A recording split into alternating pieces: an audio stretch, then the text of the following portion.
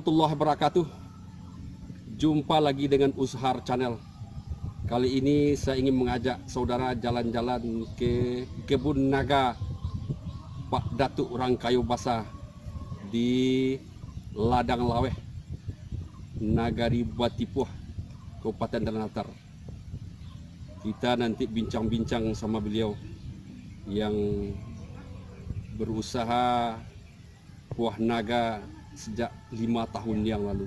Sekarang beliau punya kebun naga sekitar 3 hektar dan baru beliau tanam sebanyak 2/4 hektar. Mudah-mudahan video ini bermanfaat. Tapi sebelum melanjutkan ditonton, jangan lupa subscribe, like, serta share kepada kawan-kawan lain. Ayo kita ikuti bincang-bincang kita dengan Pak Datuk Rangkayo Basah. Oke saudaraku, sekarang kita bersama pemilik perkebunan naga Pak Datuk Rangkayo Basah. Kita bincang-bincang sama beliau dalam rangka menggali ilmu tentang naga yang nanti insya Allah bisa dipakai oleh kawan-kawan lain petani, umumnya petani Indonesia. Selamat siang Pak Datuk. Selamat siang Pak Zul. Apa kabar Pak Datuk? Sehat, alhamdulillah. Pak Zul, sehat Pak Zul. Alhamdulillah sehat. Ini kebunnya luas Pak Datuk. Berapa luasnya Pak Datuk? Kalau luas lahan 3 hektar Pak Zul. 3 hektar ya. 3 hektar. Jadi yang efektif penanaman tidak sampai keseluruhannya, masih ada tanah sisa. Tanah sisa sengaja kan seharusnya bertani sambil menikmati alam. Ya. Jadi ada yang kosong, dijadikan tempat main-main, duduk-duduk. Sehingga tanaman naga, buah naga itu tertanam itu sebanyak hampir 1.000 batang. 4.000 batang berapa hektar? Hampir 1.000 batang itu kalau total di lahan sepenuhnya naga saja itu ini bisa 2 hektar lah, 2 hektar. Soalnya kan ditanam 2 kali 2 hektar. Nah itu lah dua kan 1.600 tambah 3.200 tambah sisi-sisinya ya 2 hektar sampai lah. 2 hektar. Nah, sekitar itu. Terus kapan mulai untuk berladang bertani buah naga? Kalau mulainya memang talambek dari orang dan yang lain-lain, tapi talambek dari sisi waktu itu mungkin karena kesempatan. Itu tahun 2005 balik itu mulai menggarap land clearing, kemudian buat tiang, kemudian tentu namanya daerah baru, menanam belum perati tiang. Perati tiang tunggu sampai optimal buahnya merah. Ternyata yang perati batang itu di daerah itu cukup rancaknya. Bagus. Ukuran buah bagus, raso lumayan, kemudian cukup tahan dari penyakit. Nah, dan daya tahan buah pun lumayan. Maka setelah itu baru dikembangkan. Jadi 2 tahun pertama itu stagnan di 400 batang. perati batang. Berarti terus 2017 baru ditanam tambah lagi ya? 2007 balik ya itu mulai mengembangkan balik, nambah akhirnya setahun jadi seluruhnya. Oke. Terus kalau naga ini pada tuh berapa tahun baru bisa kita panen sejak kita menanam? Naga sebenarnya tergantung panjang dahan yang ditanam, panjang stek awak tanam. Semakin panjang stek awak tanam, semakin capeknya buah. Jadi kalau kondisi bibit banyak stek, banyak tersedia, kenapa buang tanam yang pendek-pendek? Kalau tanam yang panjang 6 bulan telah mulai buah. 6 bulan. Kalau yang pendek-pendek umumnya 1 tahun 2 bulan. Jadi masih menang 6 bulan. Oke. Terus kalau ditanam panjang, apa beda dengan pendek dengan segi harga pengadaan bahan dasar? Ya, kalau bahan dasar, orang kadang-kadang kan penyediaan bibit panjang itu susah. Mencari bibit yang panjang, misalnya yang panjang semeter gitu kan. apalagi semeter 20 gitu. Nah, kalau bisa kan nanam itu batang yang ditanam itu langsung setinggi tiang gitu. Oh, Nanti tumbuh tune, dia udah langsung ngadep ke bawah. Tunas yang ngadep ke bawah udah otomatis menghasilkan buah. oh gitu Pak. Nah, jadi kalau yang di bawah panjang sejengkal, nanam 30 cm, nunggu sampai KT dulu, sampai DT baru bercabang, masuk ke bawah, baru ini menghasilkan buah. Itu setidaknya setahun, Setahun. setahun sampai 1 tahun 2 bulan baru bisa Jadi berhasil. rata-rata 1 tahun Pak Atuk udah panen ya. Ya, bisa. Terus Pak Atuk sekarang kan ada 2,5 hektar yang sudah tertanam. Mm-mm. Itu kalau panennya gimana tuh Pak Atuk? Satu kali panen itu berapa? Atau panennya itu bukan satu periode tertentu? Ya, kalau buah naga kan berbunga 2 kali setahun, 2 kali sebulan. Berbunga Nah. 2 kali sebulan. Itu rutin 2 kali sebulan. Kalau 2 kali sebulan berarti dari berbunga sampai panen itu waktunya 35 hari. Jadi tetap kalau bunganya 2 kali sebulan berarti 2 kali sebulan lah masa panen kan. 2 kali sebulan. Ya, 2 kali masa panen sebulan. Jadi yang 2 kali sebulan itu yang pernah dari yang sebanyak yang ada di kebun ke maksimal baru menghasilkan 8 ton per bulan.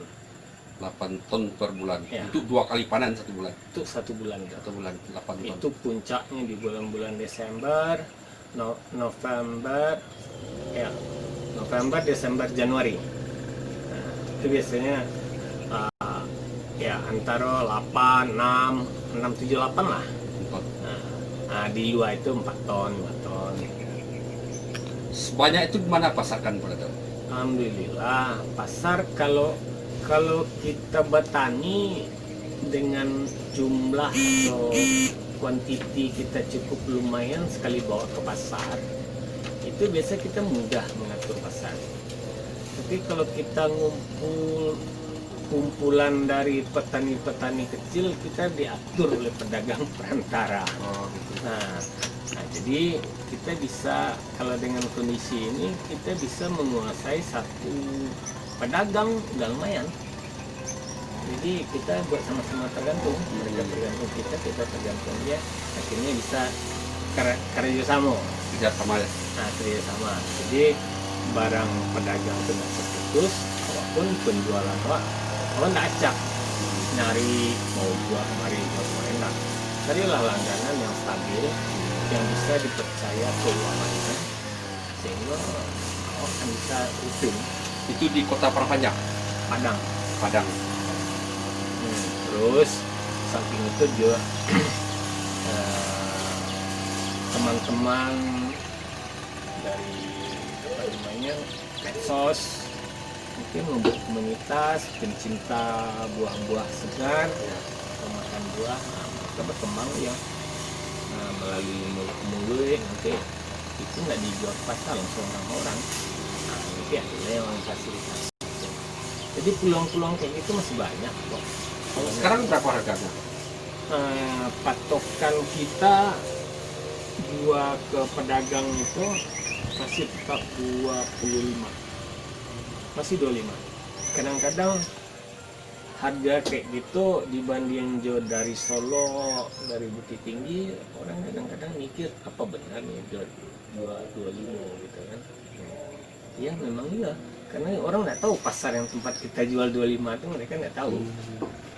25.000 ya. Per kilo. Terakhir Pak Datuk, ceritanya dulu kan dosen nih, di Hmm. Universitas Negeri Lampung. Universitas Lampung. Universitas Lampung. Hmm. Itu jurusan pertanian, Biologi. biologi ya. Masalah Terus pulang konservasi. kampung, Hmm. lalu berusaha berkebun buah naga. Ini ceritanya gimana nih Pak Datuk? Ya dari contoh yang saya lihat di pasar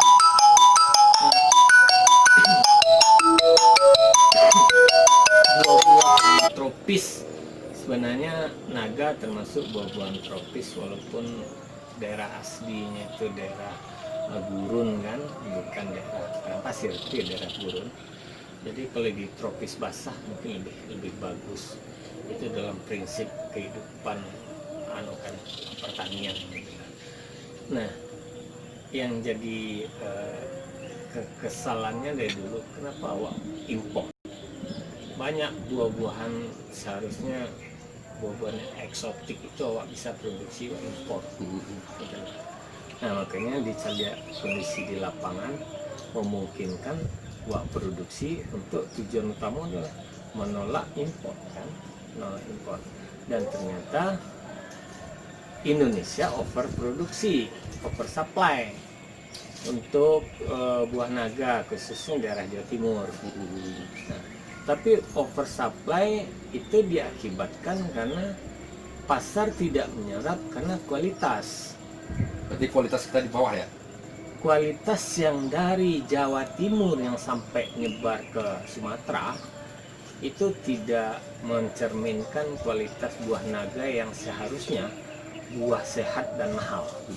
Seharusnya menjadi buah yang sehat dan harga mahal. Tapi karena teledor, kejar omset, kejar jumlah, akhirnya apa? Kualitas nggak bagus, akhirnya siapa yang mau beli? Makanya kita di sini coba tidak kejar jumlah, tapi kejar kualitas. Ya. Nah, kalau kita sudah punya kualitas, otomatis kita punya pasar. Makanya di situ tertarik ke naga. Ada sisi-sisi usahanya yang kita masih bisa masuk dan kita bisa kayaknya menjadi sumber pendapatan tersendiri. Iya.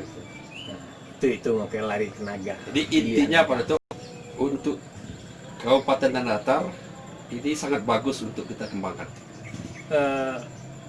Terakhir informasi yang pernah diketahui, naga di atas ketinggian 500 itu bagus. Naga tidak butuh udara panas, tapi cahaya matahari full. Ya, jadi yang penting full matahari, ketinggian makin tinggi tempat dia makin bagus. Ya, karena didukung kelembapan. Yang penting sinar Sinar matahari. matahari full. Oke, Pak Datuk ya, terima kasih banyak sudah meluangkan waktu untuk wawancara tentang buah naga dan prospek ke depan. Mudah-mudahan ini dapat sebagai contoh oleh petani kita, khususnya Tanah Datar ini, umumnya di Indonesia. Itulah saudaraku, bincang-bincang kita dengan Pak Datuk. Mudah-mudahan ini bermanfaat. Saudara bisa lihat kebun naga yang luasnya 3 hektar dan baru ditanami